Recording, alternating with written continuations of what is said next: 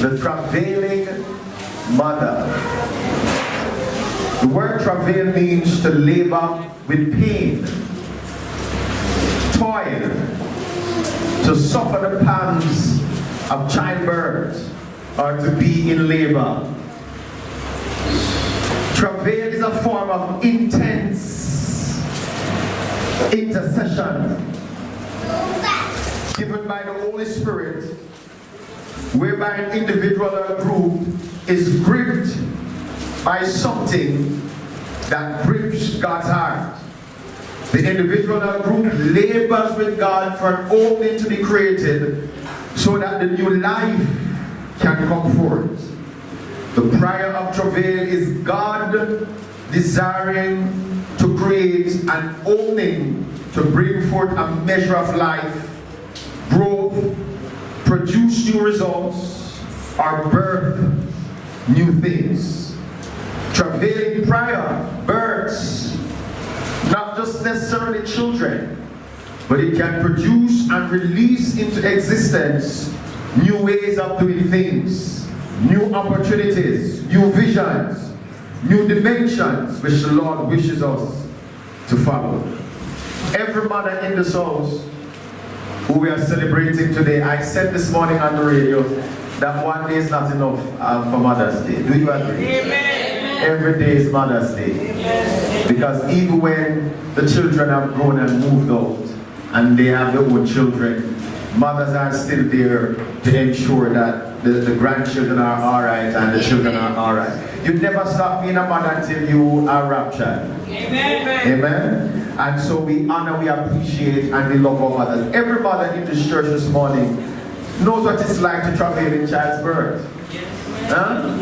It's a very easy and simple thing. It's just 1, 2, 3 and it's over. Amen. It's always a pain and agony. Is that so? Amen. I don't know, so you have to hear me. Amen. Amen. And the thing about it, men will never know what it is to give birth. Never.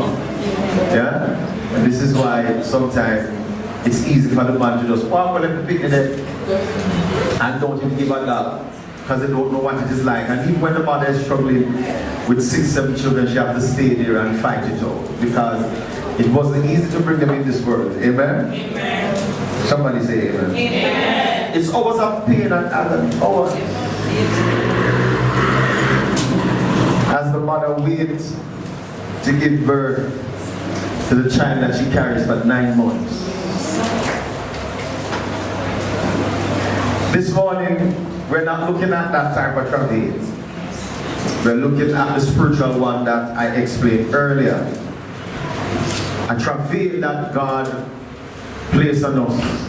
And I believe that not just mothers, but we're focusing on mothers this morning, but every believer should experience this travail. It's a travail that is very important. Isaiah chapter 66, verse 7 and 8 says that before she travailed, she brought forth. Before her pain came, she was delivered of a man-child. Who hath heard of such thing? Who hath seen such thing? Shall the earth be made to bring forth in one day? Or shall a nation be born at once? But it said this, for as soon as Zion travailed, she brought forth her children. Let me say it again. For as soon as Zion travailed, she brought forth her children. It's a known fact that women are the backbone of every church. Amen. If today we should ask all the ladies to go home, it will be only 2, 4, 5 men in the church. The church will be empty. Amen. Mothers are the backbone of every church. And any church you attend, you'll see that the most active people in the church are ladies. Amen. Oh, your amen is encouraging. Amen. It's a known fact. Mothers are the encouragers. They are the nurturers in the church and in the home, in the community. And some of you here are not just mothers in your home, but you're mother of the community.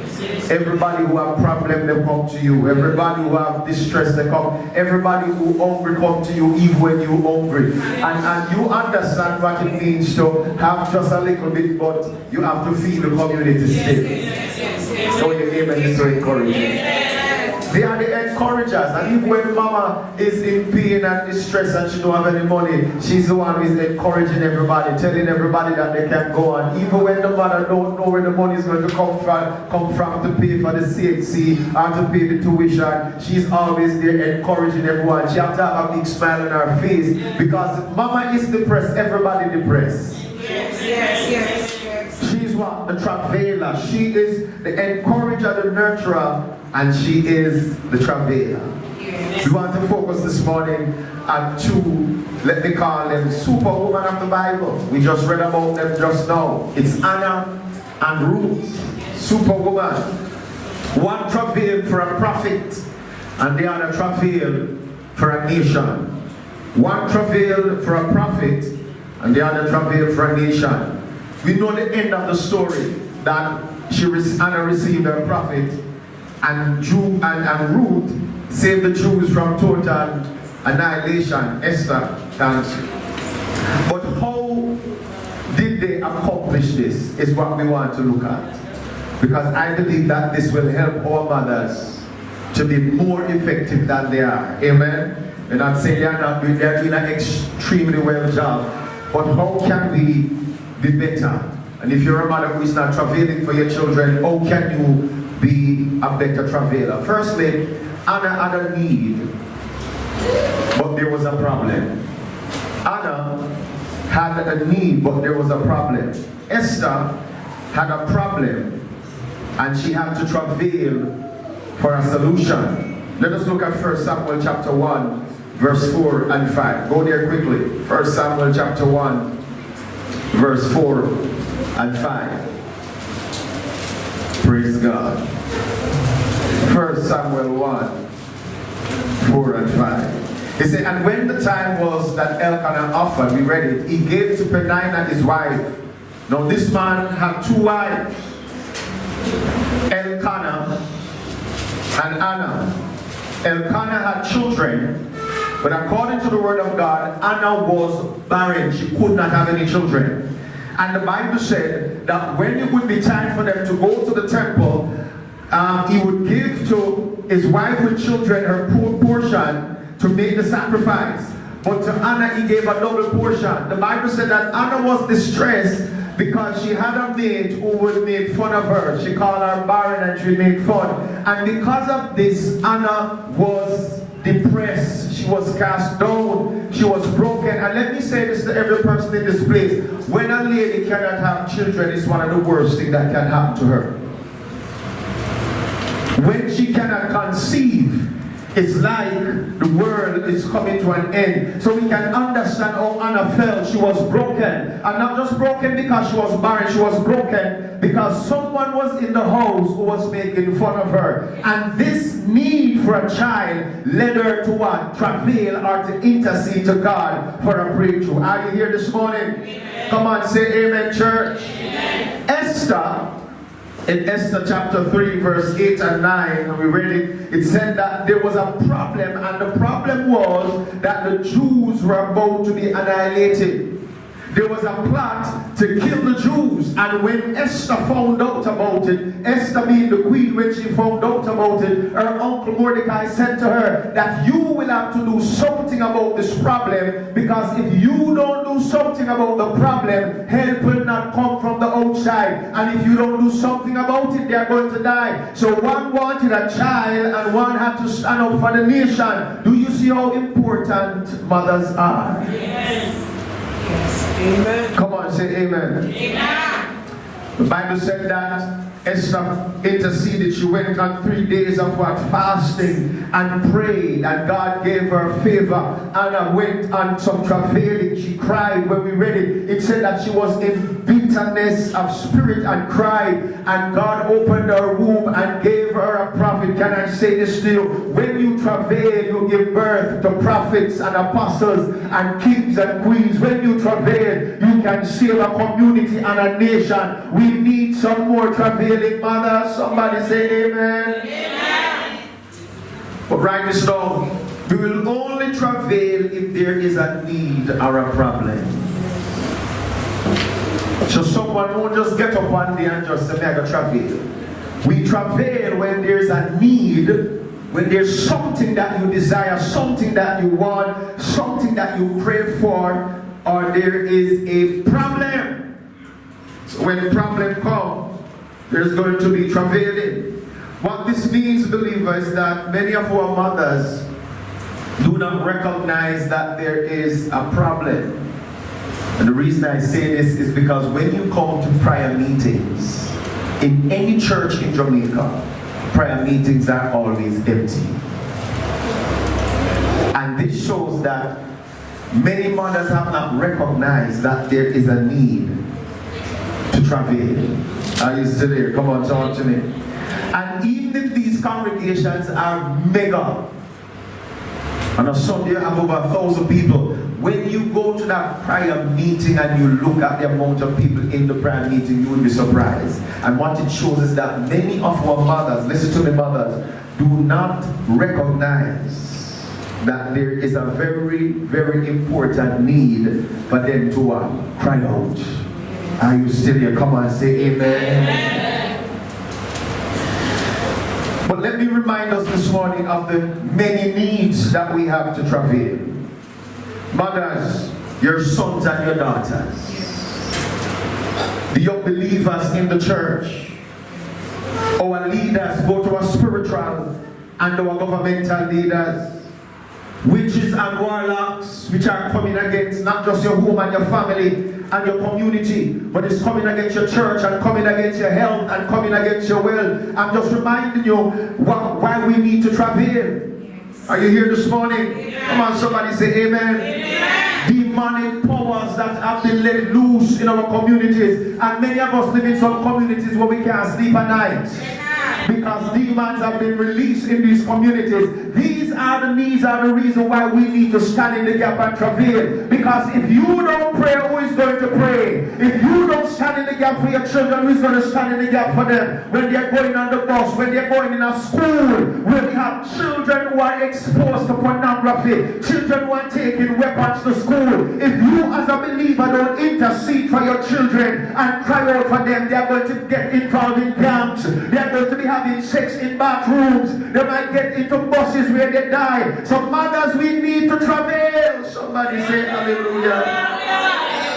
What if you're here this morning? We need to travail for our marriages. The enemies after marriages. The enemies after family. So when we have mothers who are comfortable and they are not travailing, let me tell you this, the enemy is going to come in and he's going to steal your children one by one. He's going to destroy the marriage. He's going to destroy the home. Listen to me. And your children who are sent to Sunday school, your children who you teach certain things, you notice that they are coming home and they are saying certain things and you're saying, and where they get this from? It's because you have to be that person who is watching over your family, especially now that most homes have single parents. Touch the mother next to you and say, mother, you have to do something. Come on and say, touch the mother next to you and say, mother, you have to pray. So we can't get comfortable. Come on, church, talk to me. Those of you who have teenage daughters, you can't get comfortable and fall off to sleep. You have to travail every time they leave the house. I remember the story about Job. The Bible said that every time his children would go to party, Job would offer a sacrifice just in case they do something. Listen to me, parents. When they are going home, you have to cover them and say, Lord, cover them under the blood. Because a child can use a pencil and stab them in school. You cannot say anything this morning. They can be traveling on the bus and there's an accident. You have to say, Lord, cover them as they go out. Cover them as they come in. Somebody say amen this morning. Amen. We need to pray and travail. Ephesians chapter 6 verse 12 says this. It said, for we wrestle not against what? But against what? Principalities and against what? Powers, against wickedness in what? High places. Listen, church, we now fight a natural battle. We're fighting a spiritual warfare, church, listen to me, that requires mothers to travail. I want to get into this morning. That requires some mothers who will stand in the gap and say like what Joshua said, that as for me and my house, we are going to serve the Lord. Listen to me. My children will not come to church every Sunday and then turn out to be nothing. I'm going to stand in the gap and pray until miracle comes to pass. I'm going to stand in the gap and pray for them until their life shall turn around. Somebody lift your hands and praise God. Hallelujah.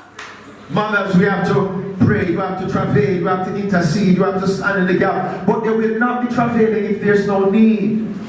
And what I've noticed is that many of us in the church, we are super comfortable because we have all of the earthly things to our comfort. We don't believe that there's a need to pray. But have you noticed that many Christians are losing their way because nobody now travail for them?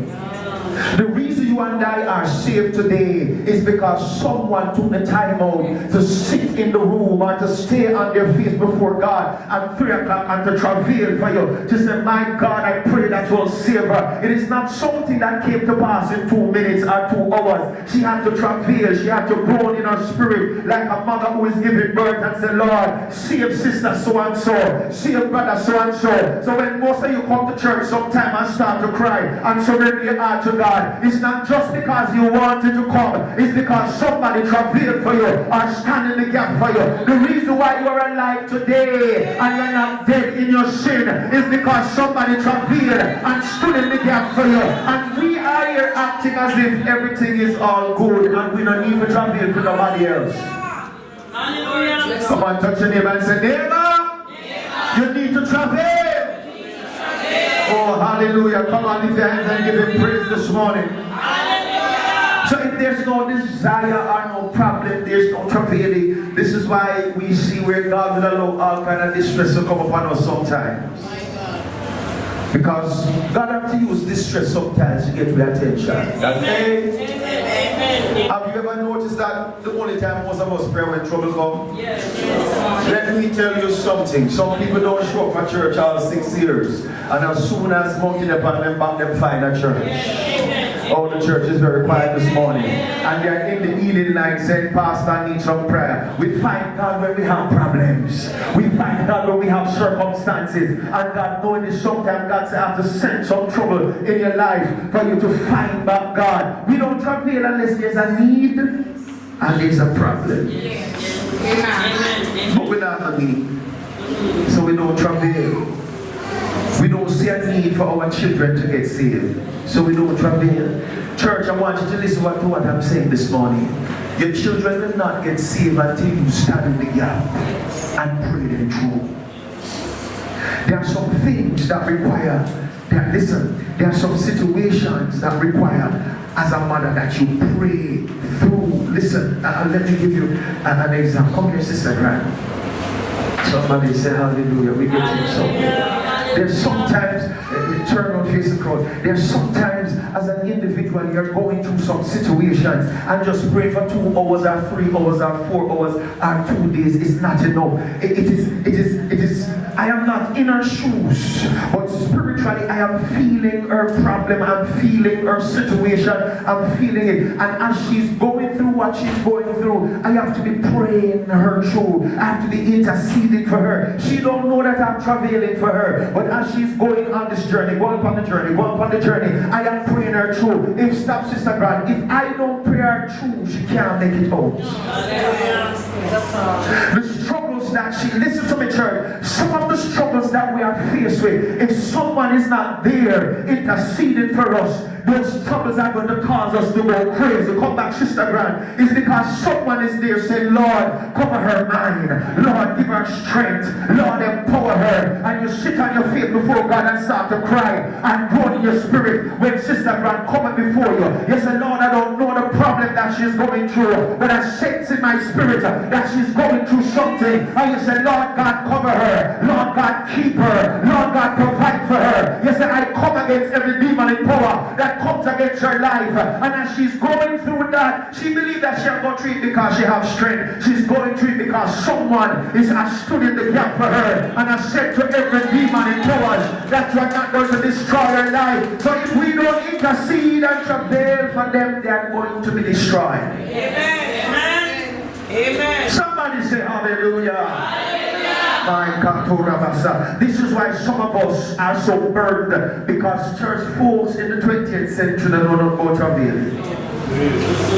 We are too cute to travel. We put on too much makeup and we just get the hair done. And we don't want to cry about the makeup now stuff. And we just have our new suit and we don't want our new suit for crush. So we don't have any time to travel. When you tell us some people leave them and praise God, they are worried about the skirt that is not going to look good. But listen to me, church, we need to get back to that place as a church where we don't care where we are. We don't care what we have on. If the Spirit of God leads you to travel, you just drop on the floor right where you are in that brand new suit and begin to cry. Because God will not tell you to do something if there's not a need. God will not place it in your spirit if the person's not going through something. There are times when the Lord places it in your heart to pray for somebody. But here to the Lord, we can't do it right now because we have to go do this, and we have to go do that, and we have to go town first, and we have to go to supermarket first. When the Lord is saying that right now, this person is going through this situation, and they need somebody right now to stand in the gap for them and to cry out. But church folks are too busy today to even stop for a minute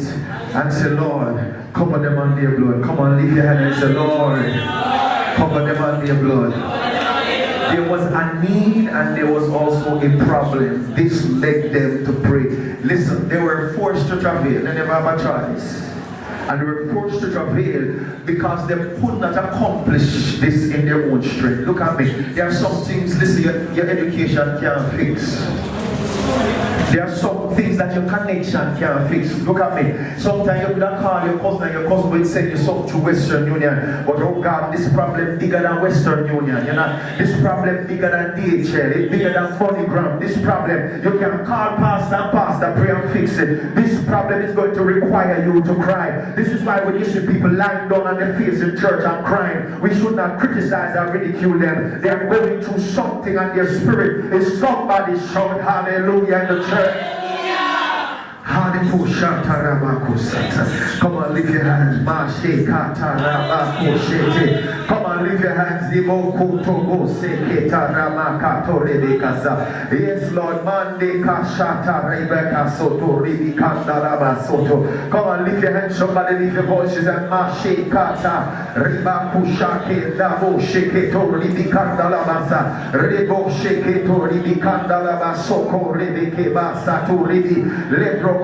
come on, lift your hands, somebody. Rama jete laba zoto libro kondobo jete laba sato ribikanda laba rebeku shata ribikando bokosha yidabo shekete laba sato rebe yeshando koshata raba kushandele kondo bokosha ribo shandele kondo bosoto.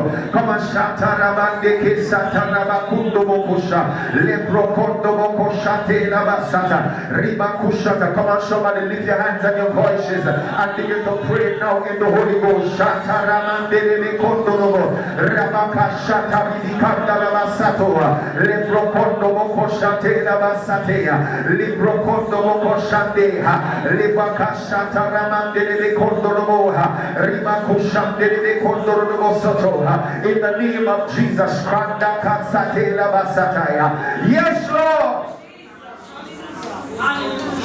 Hallelujah, Jesus. Come on, somebody. Lift your hands in the house this morning and open your mouths and begin to I pray this morning that someone will be stirred up in their spirit that will lead them to begin to travel, that we are no longer self-centered and self-will. Come on, open your mouths this morning. Yes, Lord.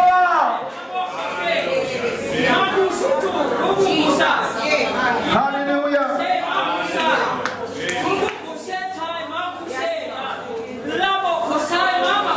Hallelujah. Hallelujah.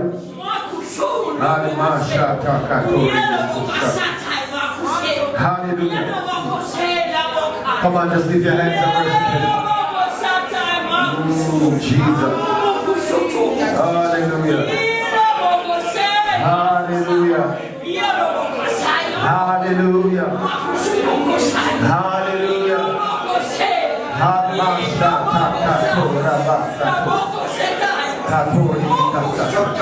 Come on, just lift your hands and worship Him. Hallelujah. Yes, Lord. Yes, Lord.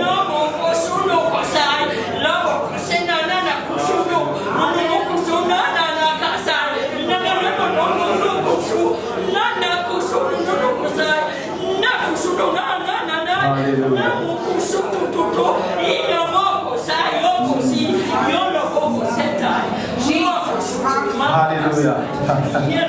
Come on, we give Him praise. Come on, listen.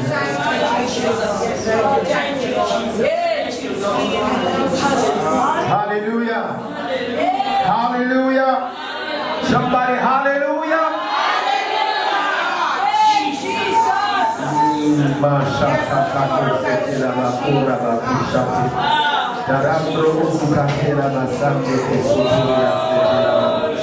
We like Mashoto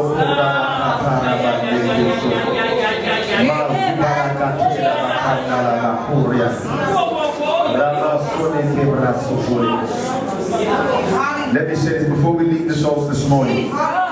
Someone is going to know what it is like to travel. Come on, lift your hands, everybody. Lift your hands, everybody. Everybody, lift your hands in the house this morning. Oh, hallelujah. Oh, my God. Hallelujah.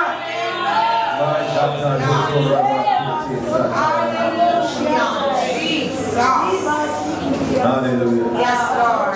So first they had what? A need and a problem.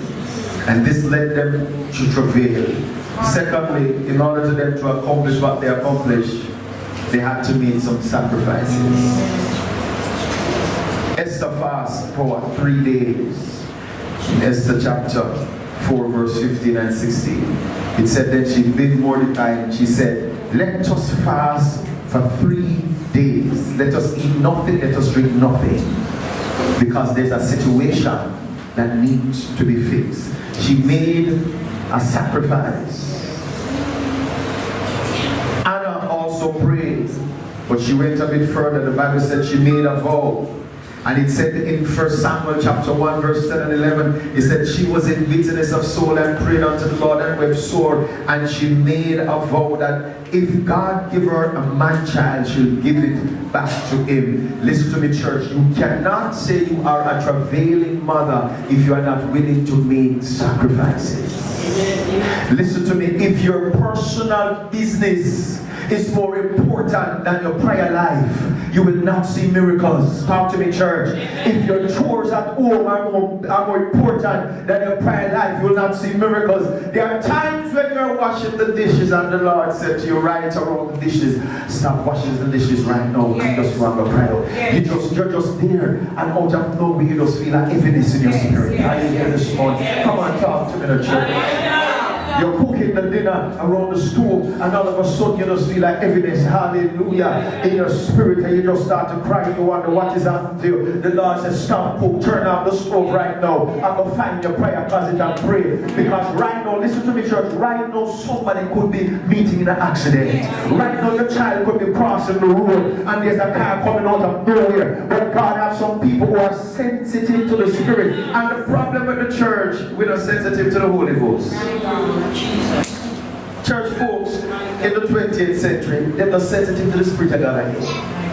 The Lord would come in the church and walk through every aisle and every row. And some people will sit there, Christians be talking, and they would be as dry as a chips. Nothing. Hallelujah. And the reason for that is many of us don't have a relationship with God outside of church.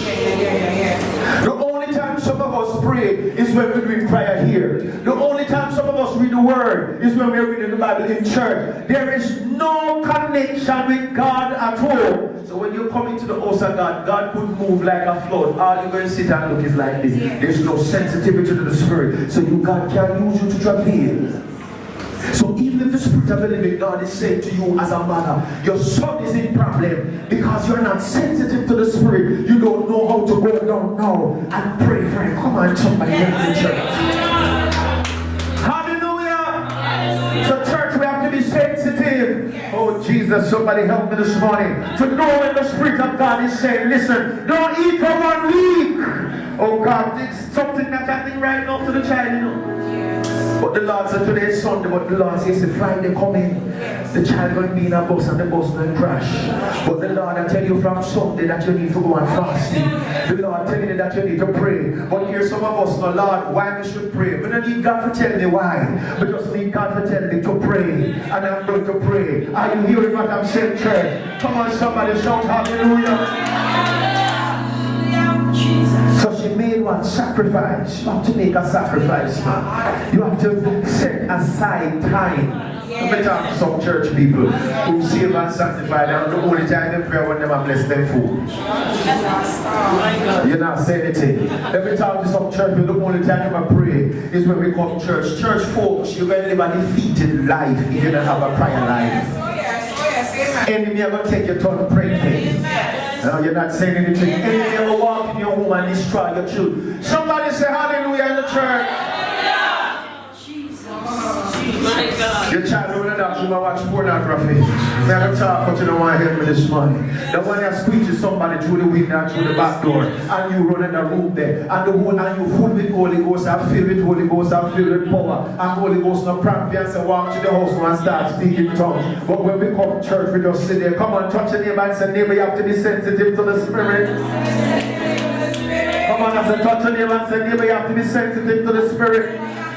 Because sometimes the Lord will give you a dream. And you have a dream and you see the daughter and walk and you say where she go. And you just don't know exactly what is happening, but you just feel in your spirit that something right. I want you for the day what you know what I'm saying. And you can go to her and say, daughter, you know the Lord has shown me something, and you know the Lord has shown me, but we just know something right. And as a mother, we're sensitive to the Spirit. You just say, listen, me, I go on 3-day fast because God has shown me what happened right here. So are you getting what I'm saying, church? And when you're on your 3-day fasting, God give you another dream. And then God give you another dream, and then God sent somebody to tell you, we need some mothers who are go back in a prayer and intercession. We need some mothers to start travailing again because our children are losing their way. Are you here this morning? Some mothers step on choir, and then an intercessory group. And better talk to me this morning. And then an intercessory group dressed in a white of a church, and the children doing all kind of craziness in the house. And the Holy Ghost not tell you that.